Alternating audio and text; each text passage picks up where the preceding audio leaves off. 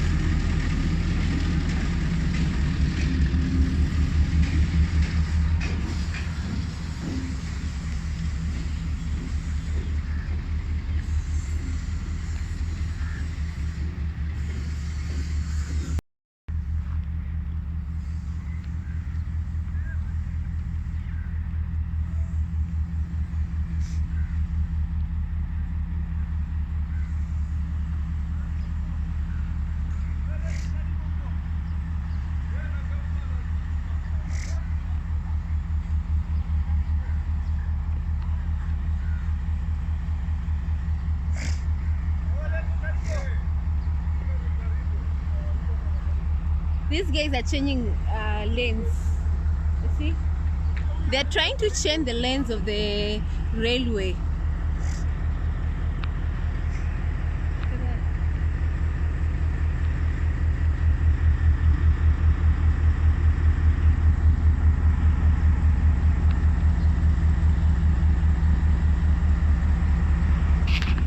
Alright, so I'm being told they're supposed to carry some heavy luggage using this train over here. So I'm gonna show you more as they're trying to do the work.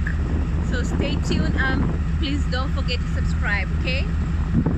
Alright, it's moving again, as you can see. It's coming. Alright, there it is. There it is, it's moving. Okay, what they're trying to do, you see these metals over here, they want to carry them. They want to transfer them from here in Mazeras and take it to another new destination. So I think I'll do this video. I show you how it happens, how it goes.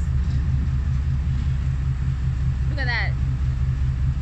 So growing up, this place used to be very popular. This whole place used to be so full of people because they wanted to look at the train, how it moves about, you know, that kind of thing. Let me try to move and show you the head of the train. Huh?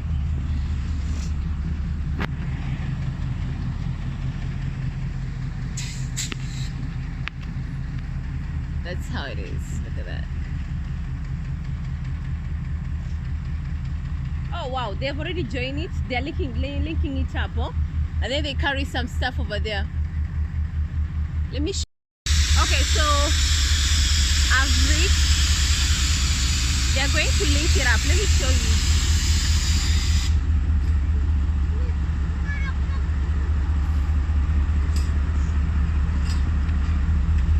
They're joining.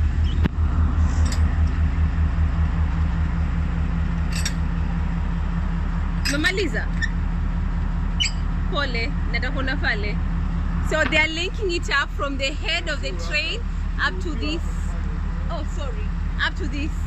And then from there they carry heavy utensils. Right now it's empty, as you can see. So they are going to carry some heavy equipment. As you can see, all that. Yeah, like I said before, this place used to be very popular. So the train used to operate twice in a day. Yeah, so there used to be a morning train. They're coming from Nairobi to Mombasa, and then the evening train going from Mombasa to Nairobi. And of course, this whole train, you see the train line, it goes all the way to Tanzania, Uganda. So it used to be called East African Railway, but when East Africa community broke apart, so Kenya had their own assets, and one of the assets was this railway, so it's called Kenya Railway. And then Tanzania had its own railway, so it's called Tanzania Railway. And then Uganda had their own railway. But when we had the East African bloc together, this whole train used to be called East Africa Community Railway. All right, so for a long time, this train line hasn't been used for a while now. Okay, they've been using it, but not frequently. But now, it's not 100% being used like the way it used to be, because right now there's a new railway line that has been is being used, and that's where we do commercial traveling, and also they do the transportation of luggages, heavy luggages. But this is the old railway line that has been operating for the last, should I say, since Kenya became an independent, for the last 50 years down the line. Yeah, so there is a lot of history here, to be honest. There's a lot of history. Anyway, so like I said, these guys right now, they're trying to transport some metals. You see this? Let me show you what they're trying to transport. Yeah, they want to transport, you see this? They want to transport this. They're still useful and very, should I say, valuable. So they want to transport it. I don't know where they're carrying them, but they want to transport them. So they're going to put them inside the this, you see this, they're going to place it inside and then transport it back. Guys, subscribe to my channel, guys. Like I said, please subscribe. And like I said, this place, there's a lot of history for me and for other people who live along the railway line. And yes, there were some good moments. Let me not lie, this place, you see all this track, it used to be very packed with people.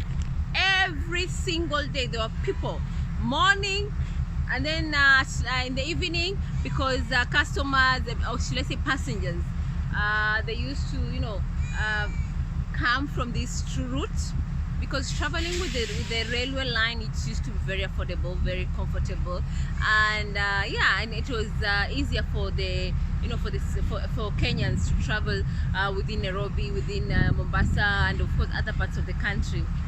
And especially if you want to travel across East African community, it used to be very conducive, and it's very affordable. That's the reason why it was very popular.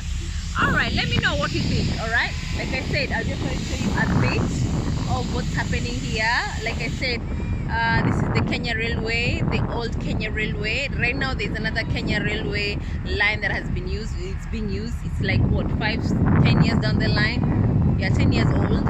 This one is over 50 years old down the line, since Kenya independence, or should I say before Kenya independence, and it has a lot of history.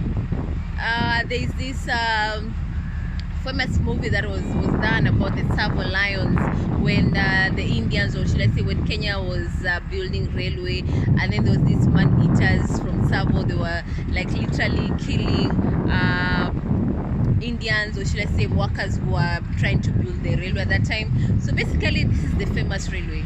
So from the Tsavo, that is Voi, up to all the way to Mombasa, that was the same time when the whole man-eaters were trying to kill people. So yeah, that's the reality. Like I said, there's a lot of history when it comes to this railway. Anyway, let me know what are your thoughts, and I'd like to hear from you guys, and please don't forget to subscribe.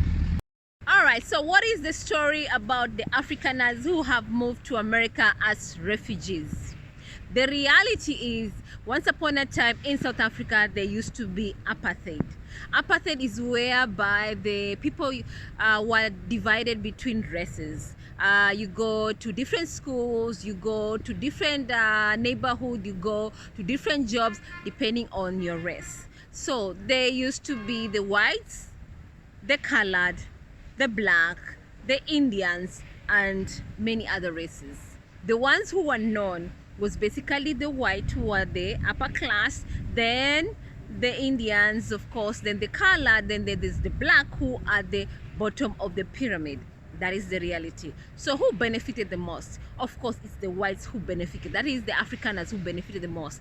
Right now in South Africa, you are being told 3/4 of South African land is being owned by the whites, who are the minority in South Africa, while the blacks, who are the majority right now, they're very, very poor as a result of the apartheid, because majority of the blacks didn't go to school. Majority of the blacks were living in poverty. Majority of the blacks don't have jobs. Why? Because they don't have education, and that is thanks to apartheid. That is the reality. So come with me, just listen what's happening right now in South Africa.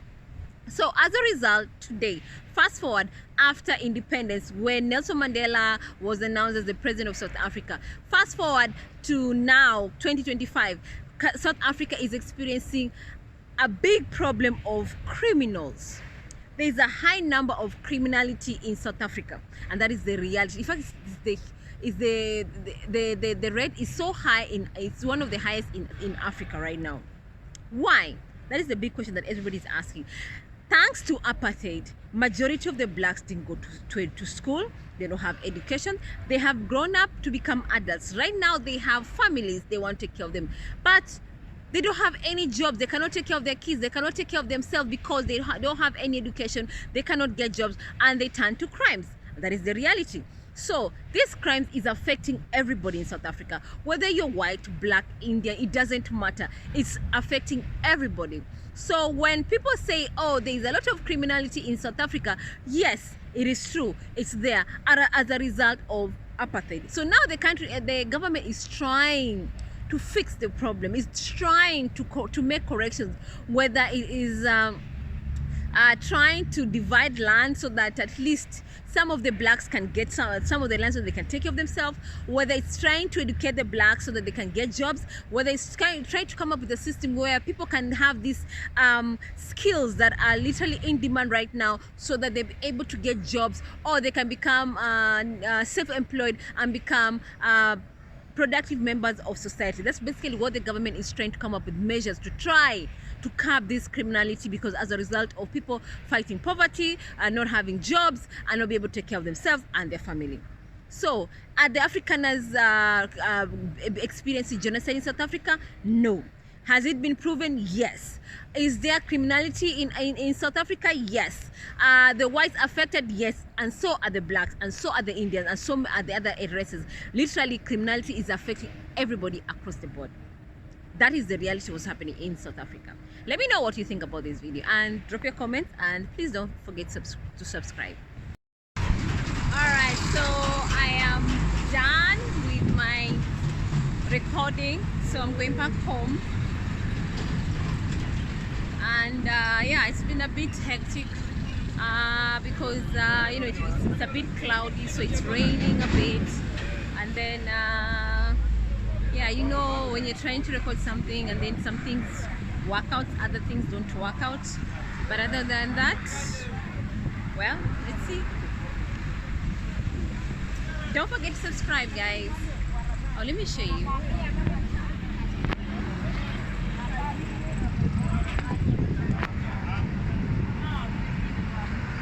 Coconuts. There's a lot of coconut here. Let's show you. A lot.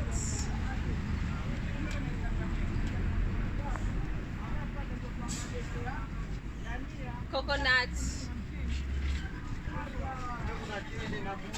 Coconuts. Like I said, there's a lot of coconuts. Coconuts. A lot of coconuts. Yeah, this is like a bus station. Most cars come here and then they order coconut or madafu. There's a lot of coconut. Let me show you the other one. Yeah, it's what? Oh, I'm being told madafu is a Swahili word. In English, it's called green coconut. All right, so there's coconut. Traffic. There's a lot of traffic. It's been a long day.